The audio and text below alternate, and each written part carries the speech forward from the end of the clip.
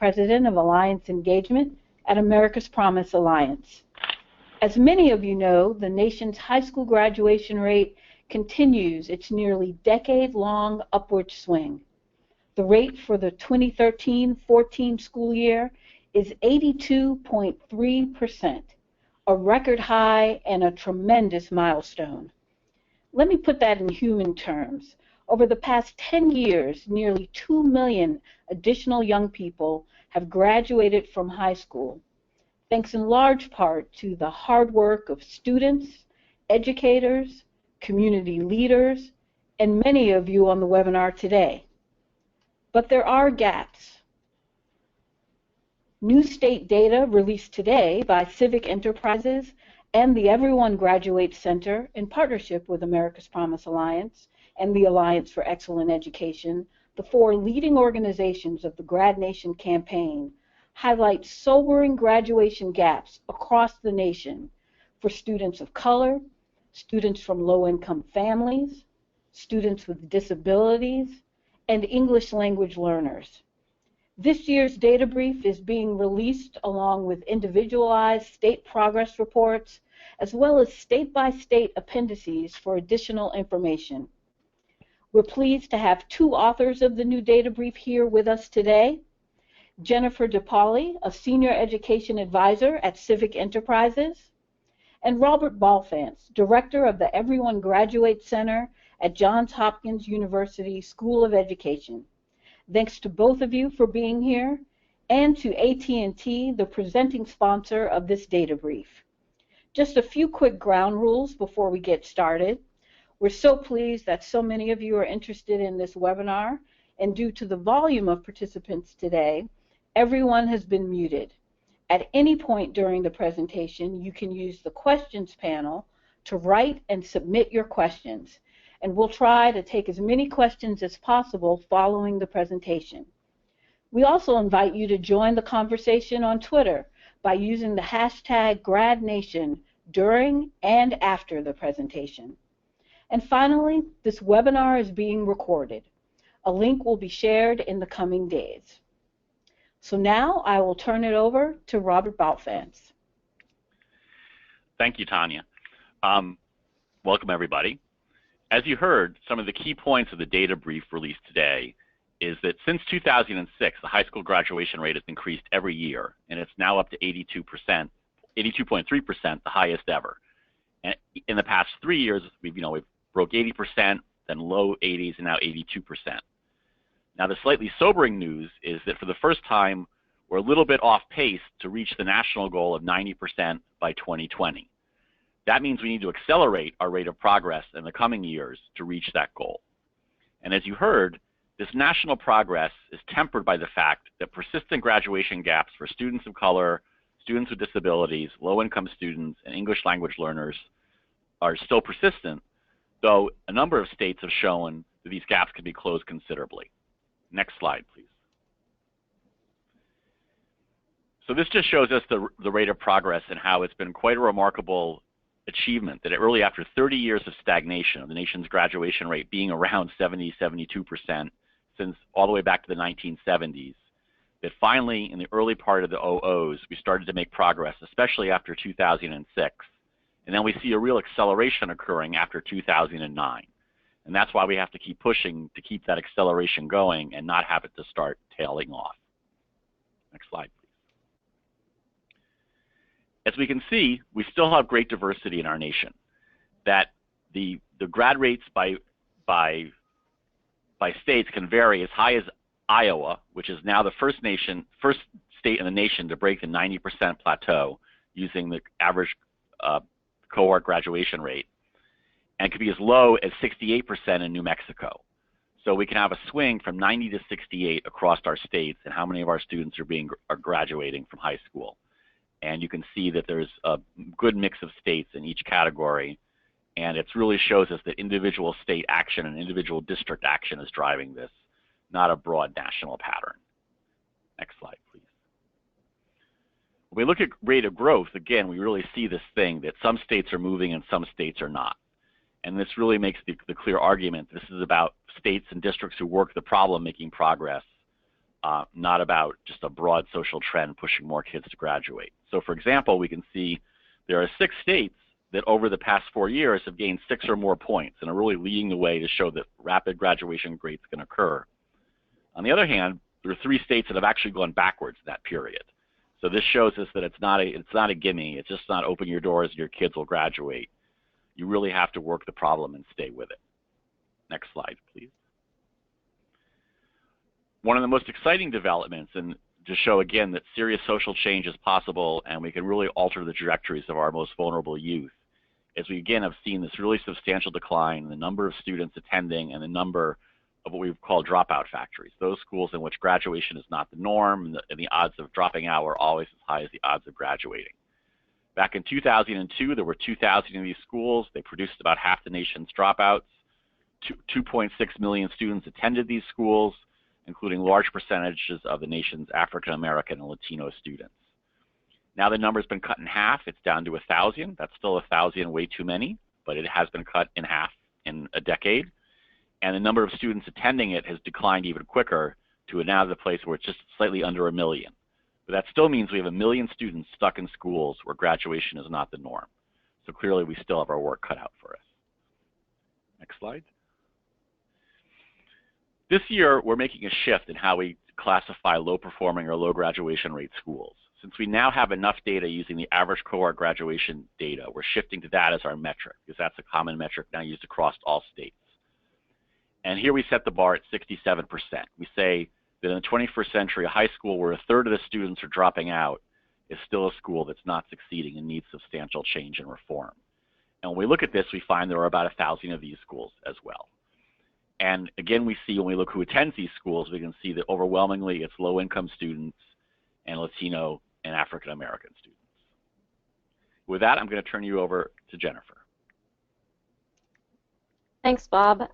Just going off of what Bob was saying, in that we have so many low-income students in these low graduation rate high schools across the country, graduation rates for low-income students are, remarkably low. This map here shows graduation rates across the country for non-low-income students, so any student that does not qualify for free or reduced lunch. And as you can see, if you are one of those students in middle upper class, you have a pretty good chance in almost any state across the country of graduating on time. We've got 8 states where less than 85% of non-low-income students are graduating in 4 years. So this map looks extremely positive, but it's really just for those students who are, in that those more affluent categories. Next slide will show you the difference then for low-income students. So almost the complete opposite, actually even more than the complete opposite. You've got only 2 states that graduate 85% or more of their low-income students. Every other state is below that mark. So there's a big difference in this country if you're a low-income student than if you're a non-low-income student. And it's important to note that the gaps between low-income and non-low-income students, which range from a high of 25.6 points in South Dakota to a low of 4 points in Indiana. So this is the gap, the graduation rate gap between low-income and non-low-income students. Those wide gaps, there's no consistency of what those states are doing or what they look like necessarily demographically. And so, we need to do more, and we will be doing more to look at what these states are doing. Kentucky is a great example. Kentucky was our leader last year in the income gap, and we're actually looking there further at what they're doing. But there's no consistent marker of what states are doing to raise grad rates for low-income students and to narrow that gap. But it's clearly obvious that if you're a low-income student, there are better places and worse places when it comes to opportunity to reach that graduation rate goal. Excuse me. Next slide. Another one of our drivers that we've been focusing on over the past few years is African American and Hispanic Latino students. And as you can see, all 3 groups have been going up over the past few years. And really our big grad rate gains across the nation have largely been driven by Hispanic Latino students and African American students. Hispanic Latino students have gone up 5.3 percentage points over the past 4 years. African American students have gone up 5.5 percentage points in that same time. So they're really driving home this national increase that we're seeing. And because of those big increases, we're also seeing a narrowing of gaps between these groups of students and white students. So the gap between Hispanic, Latino, and white students was down to 10.9 percentage points, and the gap between African American white students narrowed from 15.9 points in 2013, to 14.7 points, to 14.7 points in 2014. And so what we're really seeing here are two trends. We're seeing, like I said, Hispanic, Latino, and African American students going up at significant rates. We're also seeing white students stagnating. Now, the key thing to keep in mind is that white students are already graduating at really high rates across the country, whereas neither Hispanic, Latino, or African American students have yet to reach that 80% mark when it comes to graduation across the nation. So still a lot to do to make sure that those gaps are narrowed. Next slide, please. And lastly, one of our big groups that we've been focusing on over the past few years are students with disabilities. This map shows the gap range in states between students with disabilities and their general education peers. And it's pretty obvious to see that the dark blue and the light blue, those are the states where the gap between those students when it comes to graduation rates is 20 points or less. There's only 2 states on here where that gap is 10 points or less. You see some of these orange and yellow and green states even where the gap between those 2 student groups is really, really large. And that's absolutely concerning given the fact that most people who advocate for students with disabilities say that between 85 and 90% of students with disabilities could graduate on time given the right supports. So this is a really troubling issue because it's clear that across the country, opportunities to graduate for students with disabilities are just not there. And you can go ahead and switch to the next slide. Thank you. So these are really the big points that we want to make, and Bob did a great job starting us off. But as we move forward, these gaps will be something that we further examine. We know right now, as we said, that the nation is off track. But we know that the 90% graduation rate goal by 2020 is still possible. And our focus now is to really focus on the fact that if we're going to meet the GradNation goal, we have to reach 90% for all students. It's clear that we could easily reach 90% for certain student groups who are already really close, but we're falling behind on some other student subgroups, the ones we mentioned, low-income students, African American, Hispanic, Latino students, students with disabilities, and English language learners, which we didn't talk about here, but is also a big and important subgroup. And these students are just not reaching where we need to. They've historically been behind, and in order to get all students to get to 90, we have to focus on making sure that they all have the right opportunities and supports. So this is a precursor to the annual Building a GradNation report that Civic Enterprises and the Everyone Graduates Center puts out. That will come out in the spring, and it will further examine state, district, and student subgroup trends, areas of greatest challenge, and what needs to be done to ensure a meaningful high school diploma, which has been a big area of, a big topic of conversation. And I'll just reiterate before I leave you that what Tanya said. This year we also did individual state progress reports, and you can find them on the GradNation website. You can find them on the Everyone Graduate Center and Civic Enterprise websites, and they're a really great tool.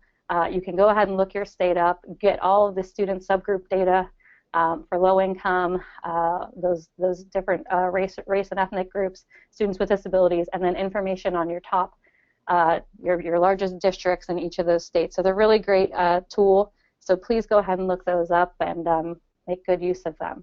And with that, I will turn it back over to Tanya. Thank you. Thanks so much, Jen. Thank you, Bob. Please feel free to submit your questions at this time. And while we're waiting to organize those, I just wanted to take a minute or two to give you a few updates about what's coming up in 2016 as part of the GradNation campaign. In partnership with AT&T, we will continue to convene our very successful GradNation community summits. This year, we have 39 this year, and this will be our last year for that initiative. And thanks to all the community conveners and to all of those who participate, you've shown that when people with common goals get together to talk about our priorities and our challenges, good things happen. So do look for a community summit near you to participate in this year. Certainly we know that the real hard work in increasing our grad rates and helping us reach this GradNation goal happens on the local level, but we also know that states have a really important role to play in this GradNation campaign. And so this year we will advance the GradNation State Activation Initiative, a collaboration between America's Promise and Pearson, to boost state graduation rates, invest in innovative state efforts, and build a nationwide learning community so we can all learn from each other. So thanks to Pearson and AT&T for their continued partnership in this GradNation campaign. And then, as Jen said, in May we'll release the full 2016 Building a GradNation report with much more analysis of what's working to close the graduation gaps. So if I could, I'd love to kick off the Q&A portion of the webinar with this question to Bob, actually both Jen and Bob. Jen, if you want to chime in as well. And I'm sure most of us have seen in the past few weeks, some people have questioned the meaning of the increase in graduation rates and even questioned the value of a high school diploma. So Bob, how do you respond to this? Thanks, Tanya. So first on the value of the diploma, I mean, we know without a doubt that the difference between earning a diploma and not is the difference between being on the pathway to a life of hardship versus getting at least to the starting gate to a life of opportunity. So we know that students that earn diplomas have much better health outcomes. And in fact, earning a high school diploma has been identified by the Department of Health as one of the major social determinants of health. And it's for that reason that it's actually a Department of Health goal to raise graduation rates. We know that diplomas lead to much higher employment and earning rates than not having a high school diploma. We know it leads to much less involvement with the justice system, and we know it even leads to greater civic engagement and voting. So essentially, when you earn a diploma, you're earning sort of a ticket to full participation in the 21st century. There's a lot of work to be done to actualize that, but if you don't have that ticket, you're really left out, and it's a much harder life. So getting a diploma really matters. This progress really matters. One other point I just want to add, in some of the latest, notions that have been going on are these diplomas being watered down or don't mean anything, is just 2 points. One is that we know that the value of earning a diploma is greater than, for example, earning a GED, especially in the labor market, because part of the value of earning a diploma means that you've been able to pass 24 classes over 4 years. You've shown sustained effort. You've shown the ability to juggle competing working demands. You've learned how to work with different people. Those are all important employability skills that are signaled by a diploma that aren't just captured in a single test score. Now, test scores matter, achievement matters, that's all important, and we have to keep pushing to make sure all our kids graduate with the knowledge they need to be successful in college and career. But while we keep working for that, we should not lose sight of all the progress that we've made. Great, thanks, Bob. Jen, anything to add? No, Bob did a fantastic job of answering that question. I think he was right on. The value of a diploma cannot be underestimated. And while a high school diploma may not be a perfect measure of what a student has, accomplished in 4 years in high school, it's surely a much more thorough measure than a single test or some of the things that people have brought up as being better indicators of whether students are ready to move on to college and career successfully. Great, thanks. So some questions from our attendees. What are Indiana and Texas doing differently, and are there any insights into this? Is that question in terms of low-income students? I believe so. I'm Yes. going to assume yes. Yes. You know, Bob, I don't know if you have any thoughts on that. I mean, partly Texas has been working to promote and improve graduation rates for almost 30 years now, right? It's just as we found with Kentucky, that those states that really have made big difference in this have worked it in some ways the longest and most consistently. So I think that's part of the answer, is that they've made a conscious effort to increase everyone's grad rate over quite a long period of time. Indiana's been a little bit new on the scene, and we're actually eager to dive in there and figure out what's going on. But they themselves, if you look at it, even in the most recent governor's address, is they do try to have sort of a comprehensive effort to sort of get everyone prepared for college and career. Next question. Are the graduation statistics reflective of both public and private high schools? No, these are just public high schools. And it's an interesting question. I mean, there is, to my knowledge, no published rates for graduation for private high schools. I will add in, though, too, this does include public high schools, meaning like publicly run high schools and charter schools. So private schools are the only ones that are not included. Does every state measure graduation rates using the same metrics? Want to take that one, Jen? Sure. So this is the first year that all states are now reporting federally the adjusted cohort graduation rate. So yes, the answer is that they are all using the same measure.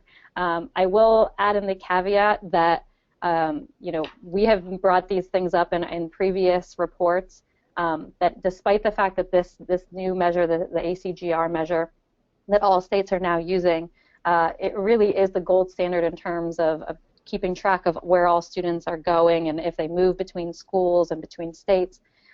There are issues with it and things that we want to be resolved. And you can read more about that in our reports. I won't go too much into it, but I will say that for the most part, this measure is consistently the same across states, with a few exceptions. But for the most part, this is a very good and accurate measure that all states are now reporting. Thanks, Jen. And Jen or Bob, do either of you know, are there specific initiatives that are making a difference in graduation rates for students with disabilities? I'm sorry, could you ask that again? Sure. Are there specific initiatives that are making a difference in graduation rates for students with disabilities? In previous years' reports, we had mentioned a state like Kansas that had specifically tried to, in partnership with the University of, with the University of Kansas there, Kansas University, and they were actually trying to make sure that students were more, included in general ed classes, and you see that across the country.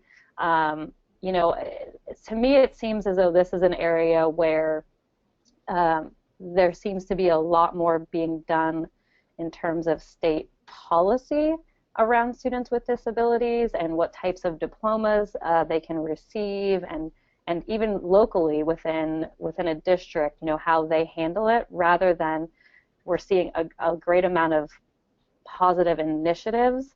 And that's why I said there's a lot of variability between states in terms of how they measure students with disabilities graduation rates. Bob, if there's anything that you have that specifically of a state that feel free, I'll turn it over to you.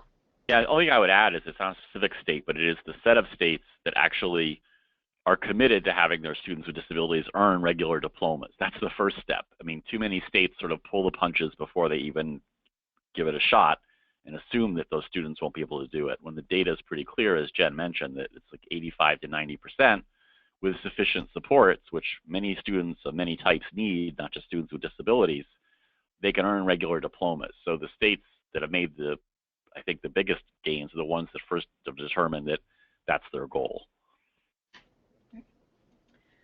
Will the full 2016 Building on GradNation report include any data disaggregated by gender?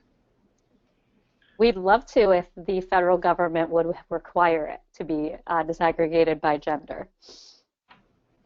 But Yeah. they don't. I should just say that, but they don't. Right.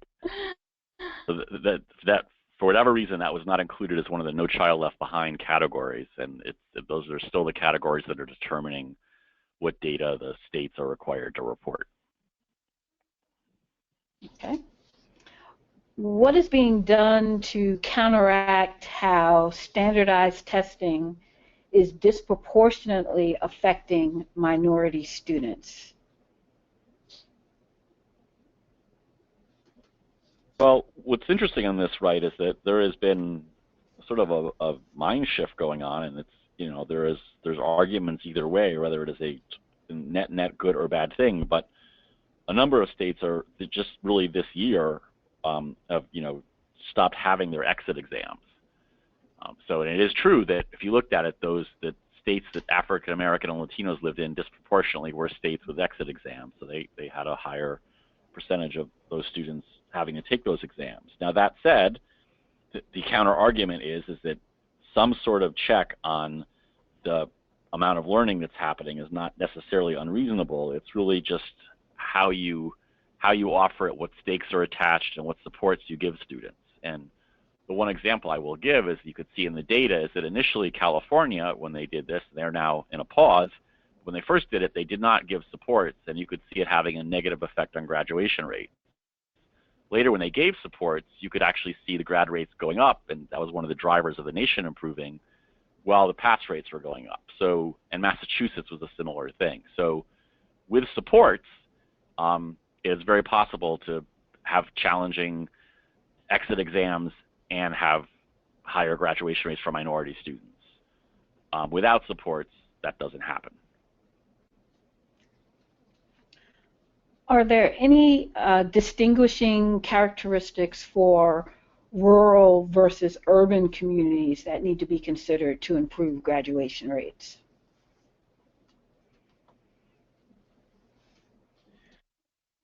Well, I mean, I think what the evidence shows is that some urban areas and some rural areas have improved dramatically, and some urban areas and some rural areas haven't. So it's really not that it's easier or harder in one or the other. Obviously, there's different strategies to keep in mind just by the differences. But for example, as Jen was saying, we are doing a deeper dive into Kentucky, and in Kentucky, some of the greatest gains have occurred in sort of the most rural parts of eastern Kentucky of the state. So people want to look at for a place that had good rural progress. That is a good place to look. Yeah, and I'll just add, having been fortunate enough to spend quite a bit of time in Kentucky, excuse me, over the past few months, you know, you've got a tremendous amount of rural districts in Kentucky. You've got one really large urban district in Kentucky. But going between those two, yes, there are huge differences in how we provide opportunities to students there in these different locations, and definitely different challenges. But something that they're all experiencing is that, you know, they have to engage students. It doesn't matter if you're in an urban district or a rural district. You have to keep kids engaged in school. And so where you're seeing the areas of most success, regardless of whether it's urban, rural, you know, anywhere across the country, it's where they're taking the time to actually try to engage students and keep them on track. And that, you know, that's what I think is most important to remember. Thanks, Jen. Is there data that demonstrate that online learning or evening classes were a major factor in increasing graduation rates? So yeah, that's one of the suppositions out there, and I think that sort of credit recovery happens to more or less extent in some districts and not others, but it's not going to be the driving factor, because as the charts we showed demonstrated, that graduation rates really started to go up in 2006 and then have accelerated since 2009, and that isn't really a pattern that flows with any sort of dispersion or increased use of like credit recovery or online strategies. Now those programs could be both good and bad. It's not one or the other. So I think there are some places where it is an issue, and I think there's probably some other places where it's been a pretty effective tool. And does the report include subgroups like youth in foster care, English language learners, other minorities, etc.? Within this brief data brief, we stuck basically to the groups that we talked about in this webinar. Within the appendices of the report, which you can find online, there are breakdowns for English language learners, but foster care, which seems to be a topic that keeps coming up, is not something that's kept track of in terms of graduation rates at the federal level. So it's not something that we can look just, this is just looking at the federal data and what they put out for 2014, so that's not something that we can analyze. So to answer foster care, no. Other subgroups, yes, and I do believe that when we tackle our report for the spring, that English language learners may have a larger role, because we do consider them to be a very important group. Has there been any talk about the graduation rates among minorities being related to the experiences these groups face as opposed to other groups? Can you say that one more time, Tanya? Sure. Has there been any talk about the graduation rates among minorities being related to their experiences, to the experiences these groups face as opposed to other groups? So, I mean, one thing we do know from the data is that a higher percentage of minority students attend high poverty schools that we're going to have a high concentration of student needs at levels that are usually exceed what schools were designed to accommodate. And that's really the genesis of the sort of the dropout factory, however, whether you measure it at 60% promoting power, 67% adjusted cohort graduation rate, that by and large those are schools which exclusively educate low-income and minority students with sort of high concentrations of unmet student needs, given the impacts of poverty and concentrated poverty and these sort of challenges associated with those. So I think that's one way that their experiences affect the outcomes. Yeah, and I will just add that in last year's report, Building a GradNation report, we did address some of that. We went into that more than we have in the past. In terms of this data brief, it is pretty much a straight look at what the data says.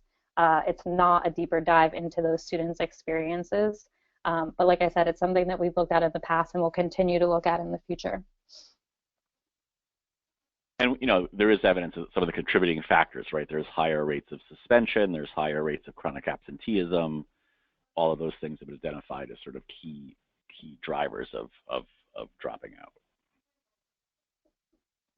To what degree is parental involvement or support being looked at and fostered as a factor in increasing grad rates?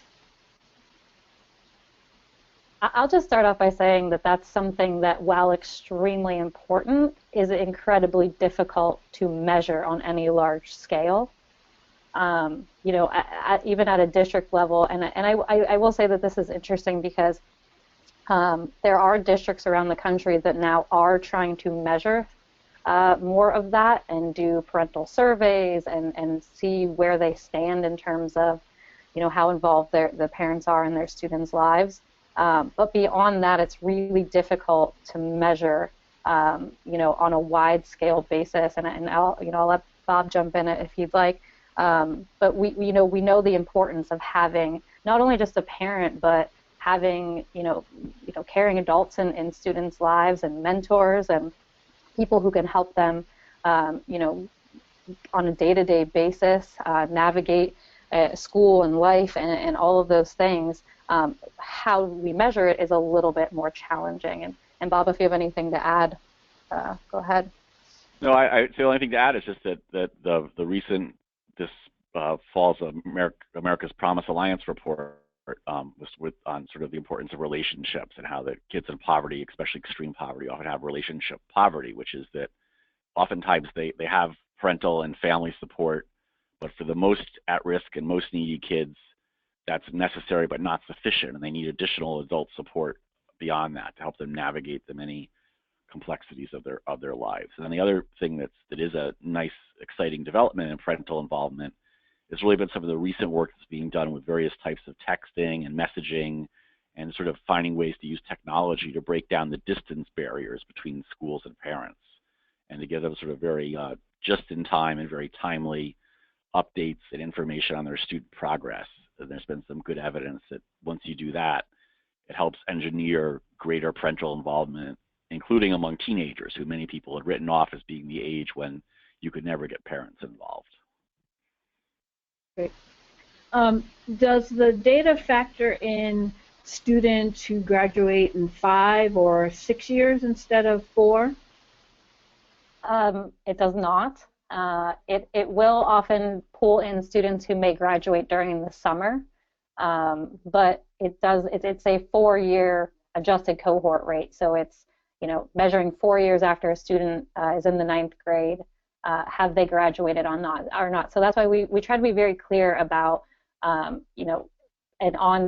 graduating on time, meaning 4 years on time. A lot of states, as you may know, do measure 5-year and 6-year, and we actually encourage that. We think it gives a good adjustment for students who may be in different types of programs.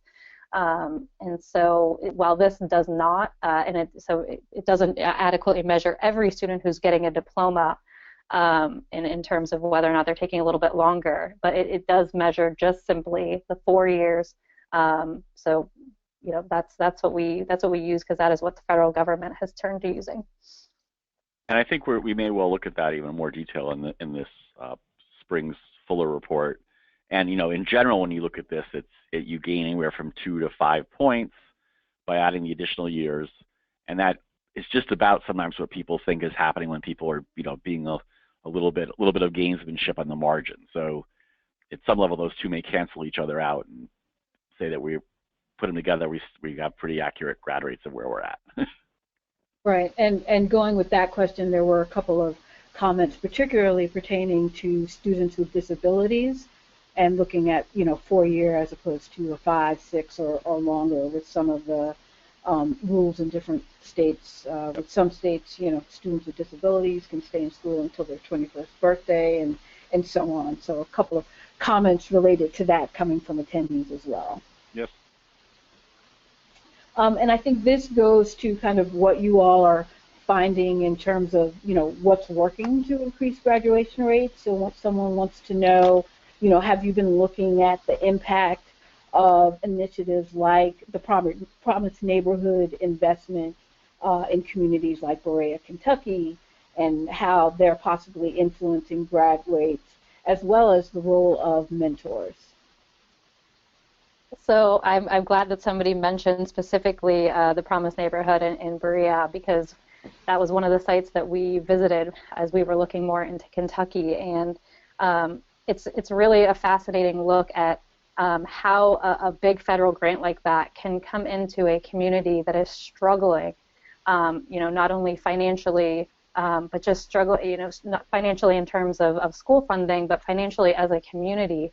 The job losses and the poverty in some of these areas is just it's tragic. And when Berea College stepped in and helped get that grant, it brought a tremendous amount of opportunity to students in these areas that didn't have it before, and they are seeing great gains. In fact, we were in Leslie County High School. It's one of the Promise Neighborhood sites where they were able to bring in AmeriCorps, and now they've got 20-some AmeriCorps, core members in that school helping students get through, and to the point where they are now a vital part of that school and a vital part of keeping kids in school and on track to graduate. And these are often students who actually went to school there and went away for college and now want to come back and help their community, which is huge. And so efforts like that, and you know, that's the only one that I can specifically speak to, but efforts like that are tremendous. And you know, talking to people there, it's really important that efforts like that continue because they're having such a great impact. And I can't speak highly enough about you know, the work that's being done there. And it is having an impact on keeping those kids engaged in school, which, as I said before, is so important.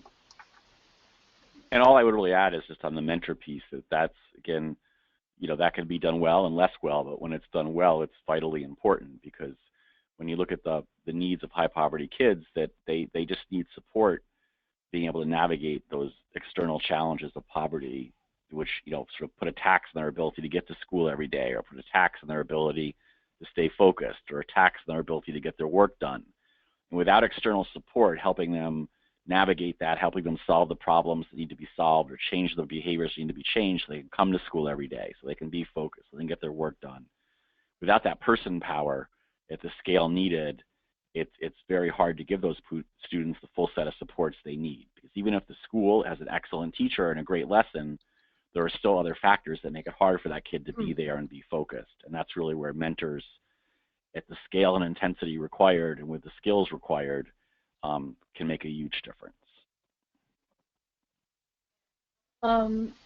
In order to reach 90% for all, have either one of you seen in districts around the country an increase of cultural competency training for teachers, instructors, aides, all down the line? Have you seen any emphasis on this? And I think, yeah, in some places we have, and I think that really speaks to what Jen was saying about the really importance of kids being engaged with school.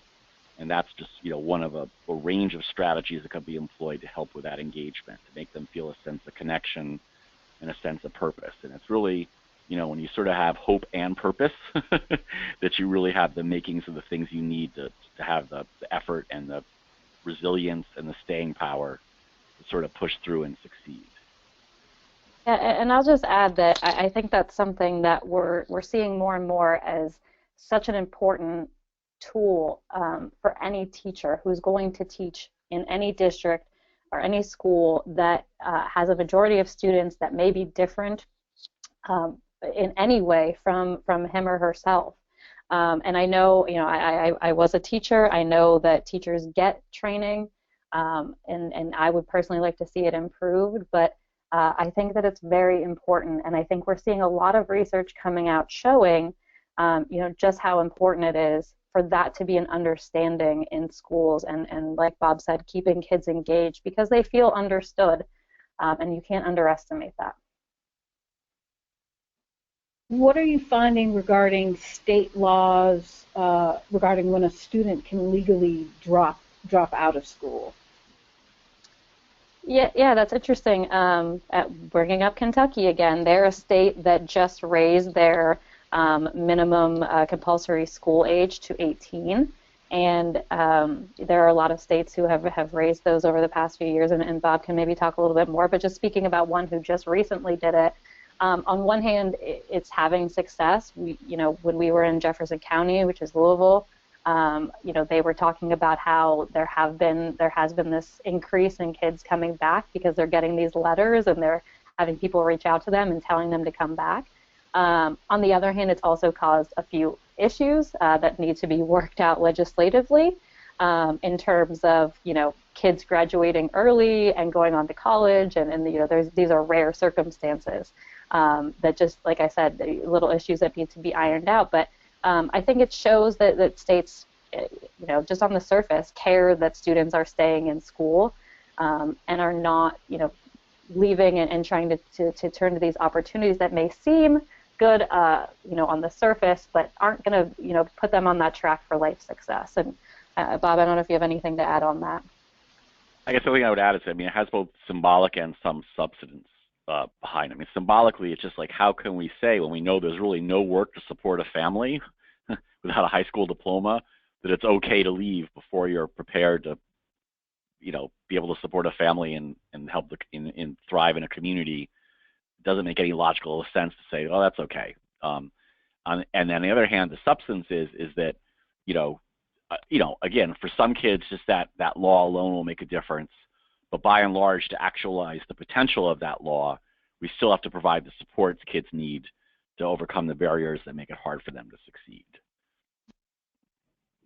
Is corporate support important to the conversation of educational outcomes, and how can their efforts be more aligned? Well, yeah, sure. I mean, all members of society in their capacity need to be in this game because it affects everybody. It affects the future workforce. It affects the future tax-paying force. It affects the future health of society and welfare. And so everyone has a stake in this. So everyone's got to be involved. The business world is both through, you know, helping out with financially, but also with mentors and also helping build pathways from high school to post-secondary success, to various training programs and apprenticeships, and just, you know, career academies and experiential learning. I mean, it's just very important for kids to see opportunities and new pathways and what the future world of work looks like. You know, if your family for 3 generations has done one thing, whatever that is, and that's not where the modern world is, you've got to have alternative experiences. And if we don't provide that through schooling and through connections to business and corporate partners, people don't even have the imagination necessary to know where the future is. And if we don't provide them that pathway, it's going to be very hard for them just to find it by random chance. Yeah, and yeah, that was extremely well said. And I just want to add in that I think the places where you're seeing the most successful, you know, business involvement, even nonprofit involvement in K-12 in high schools is where they have committed to working alongside, and even higher ed, you know, working alongside K-12 to actually identify what it is that they can do to help, rather than a top-down, we're going to come in and tell you what you need. And I think, like I said, where you're seeing, you know, really great examples of success is where those communities have come together and, like Bob said, you know, have made a commitment to say this is for the good of our community. And I think that's really important, that everybody needs to work together and realize that everybody within that community has something to offer to help students have those pathways. For states like California, which no longer will do exit exam for 2016 through 18, and also implementing Common Core, is there still talk and belief that the graduation rate will continue to improve in a state like California?